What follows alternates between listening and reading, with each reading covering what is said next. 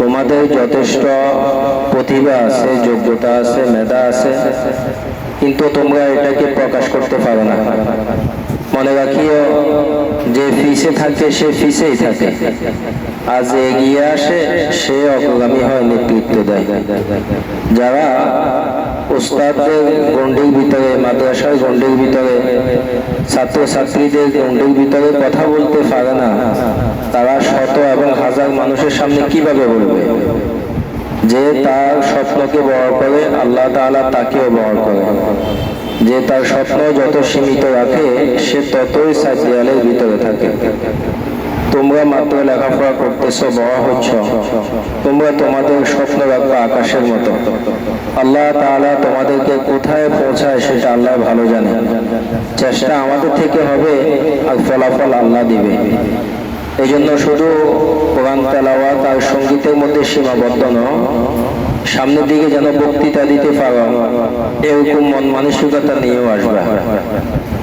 আর মুখস্থ বক্তৃতা দেওয়া, মুখস্থ গজল বলা, এটাই যোগ্যতা অর্জন করতে হবে।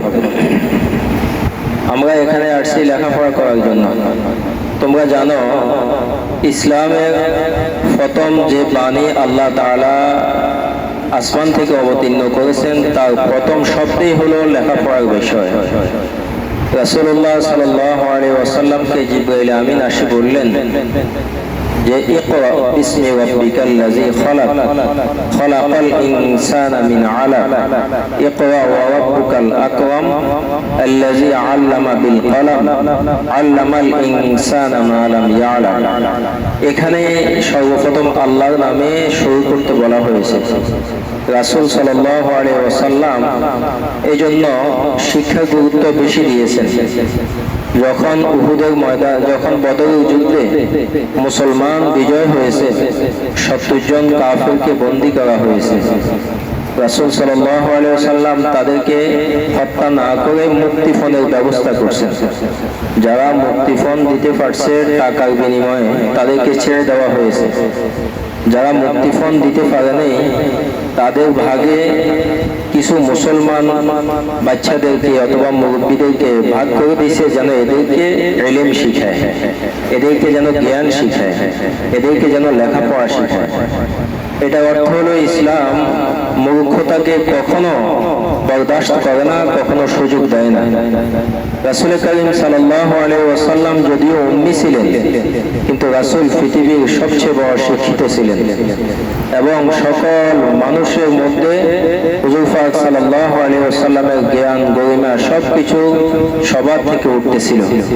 রাসূলুল্লাহ সাল্লাল্লাহু আলাইহি ওয়াসাল্লাম যদিও দুনিয়ার মানুষদের থেকে ইলম শিখেননি, কিন্তু হুজুর এমন এক মমতাময়ী একজন মানুষ ছিলেন, যখন সন্তানের কাছে যেতেন তখন মমতাময়ী একজন পিতা, যখন তিনি স্ত্রীদের কাছে যেতেন তখন সম্মানিত একজন স্বামী থাকতেন, যখন সাধারণ মানুষের কাছে যাইত, যে সমস্ত সাহাবায়ে কেরাম রাসূল সাল্লাল্লাহু আলাইহি ওয়াসাল্লামের সাথে সাক্ষাৎ করতেন, ওখান থেকে বেরিয়ে আসার পর সকল সাহাবীর অনুভূতি এমন হতো, মনে হয় রাসূল আমাকেই বেশি ভালোবাসেন। অথচ এটা রাসূলের আখলাক ছিল, রাসূল সবাইকে সমানভাবে ভালোবাসতেন। এটা হলো আসমানি ইলমের কারণে, যে আসমানি ইলম তোমরা শিখতেছো। এখানে আল্লাহ তাআলা তোমাদেরকে তৌফিক দিয়েছে, তোমরা আসিছো, রাসূল সাল্লাল্লাহু আলাইহি ওয়াসাল্লামের তরিকা অনুযায়ী নিজের জীবন তোমরা যেন গঠন করতে পারো। মাদ্রাসার উস্তাদ আসাতাজায়ে কেরাম তোমাদেরকে যেভাবে শিক্ষা দেওয়া দরকার, এভাবে শিক্ষা দেওয়ার জন্য আপ্রাণ চেষ্টা করে। তোমরা তোমাদের উদাসীনতাকে বাদ দিয়ে মাদ্রাসার নিয়ম মেনে উস্তাদরা যেভাবে দিক নির্দেশনা দেয়, এভাবে যদি পড়তে পারো, দুনিয়াতেও তোমরা সফল হবে, আখিরাতেও তোমরা কামিয়াব হবে। রাসূল সাল্লাল্লাহু আলাইহি ওয়াসাল্লাম যেহেতু আমার সামনে ছোট ছোট বাচ্চারা আছে, তাদের সাথে যথেষ্ট আনন্দময় এবং ভালো আচরণ করতেন।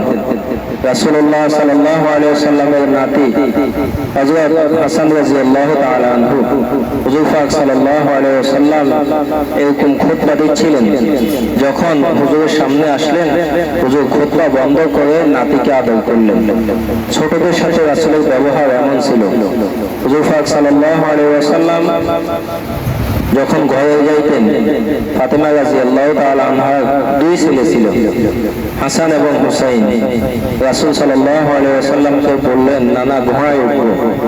রাসূল সাল্লাল্লাহু আলাইহি ওয়াসাল্লাম হামাগুড়ি দেওয়ার মতো নাতিকে ফিটে নিলেন এবং বলতেছে এটাই ঘোড়া। ঘোড়ার মতো রাসূল সাল্লাল্লাহু আলাইহি ওয়াসাল্লাম তাদের সাথে আনন্দ করতেছে। নাতি বলতেছে, ঘোড়ার লাগাম কই?